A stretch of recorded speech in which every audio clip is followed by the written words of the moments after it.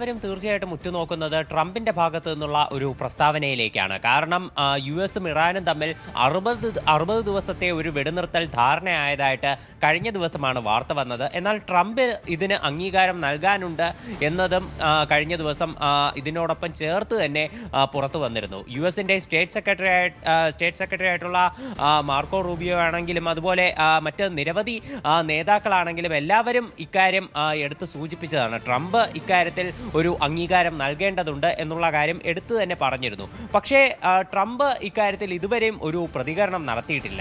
കഴിഞ്ഞ ദിവസം അദ്ദേഹം ട്രൂ സോഷ്യലിലൂടെ ഈ 60 ദിവസത്തെ വെടിനിർത്തൽ ഉടമ്പടി സംബന്ധിച്ചുള്ള ചില വിശദാംശങ്ങൾ പുറത്തുവിട്ടിരുന്നു. ആ വിശദാംശങ്ങളിൽ ട്രംപ് അവകാശപ്പെടുന്നത് ഇറാൻ വരുത്തേണ്ട ചില വിട്ടുവീഴ്ചകളെ സംബന്ധിച്ചാണ്. അതിൽ ഏറ്റവും പ്രധാനപ്പെട്ടത് ആണവ വിഷയം സംബന്ധിച്ച് തന്നെയാണ്. അതായത് ഇറാൻ ഇനി ഒരിക്കലും ഒരു ആണവായുധം നിർമ്മിക്കാനോ കൈവശം വയ്ക്കാനോ പാടില്ല എന്നുള്ള വ്യവസ്ഥ തന്നെ ട്രംപ് ആദ്യം എടുത്തു പറയുന്നു. അതുപോലെ ഹോർമുസ് കടലിടുക്ക് ഇറാൻ പൂർണ്ണമായിട്ടും തുറക്കണം, അതുവഴി ഗതാഗതം അനുവദിക്കണം എന്നുള്ള വ്യവസ്ഥ പറയുന്നു.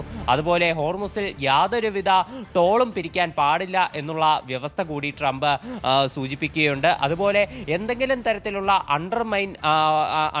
അണ്ടർ വാട്ടർ മൈനുകൾ ഇറാൻ ഹോർമുസ് കടലിടുക്കിൽ നിക്ഷേപിച്ചിട്ടുണ്ടെങ്കിൽ അവ എത്രയും വേഗം നീക്കം ചെയ്യണം എന്ന് ട്രംപ് ആവശ്യപ്പെട്ടിട്ടുണ്ട്. ഇത്രയും കാര്യങ്ങൾ ഇറാൻ പൂർണ്ണമായിട്ടും ചെയ്യുകയാണെങ്കിൽ അമേരിക്കയും ചില വിട്ടുവീഴ്ചകൾക്ക് തയ്യാറാകും. അതായത് ഹോർമുസ് കടലിടുക്കിലുള്ള യുഎസിന്റെ ഉപരോധം അവസാനിപ്പിക്കും.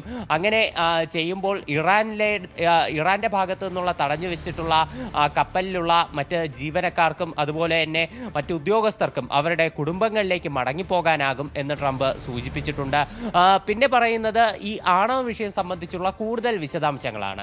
അതായത് യുഎസ് അവരുടെ B-2 ബോംബറുകൾ ഉപയോഗിച്ച് 2 മാസം മുമ്പ് ഇറാനിലെ ആണവ സംവിധാനങ്ങൾ തകർത്തിരുന്നു.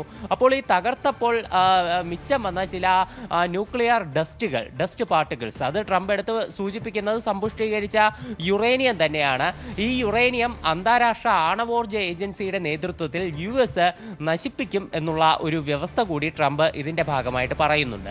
ഈ ഒരു കരാർ അംഗീകൃതമാകുന്നത് വരെ ഇറാന് യാതൊരു തരത്തിലുള്ള പണമിടപാടും നടത്താൻ അനുവദിക്കുന്നതല്ല എന്നുകൂടി ട്രംപ് ഈ ഒരു പോസ്റ്റിൽ കൂട്ടിച്ചേർക്കുന്നുണ്ട്. എന്നിട്ട് ഇതിൻ്റെ അവസാനമാണ് ട്രംപ് പറയുന്നത് താൻ വൈറ്റ് ഹൗസിൽ ഒരു യോഗം ചേരാൻ പോവുകയാണ് ദേശീയ സുരക്ഷാ സമിതിയുമായി.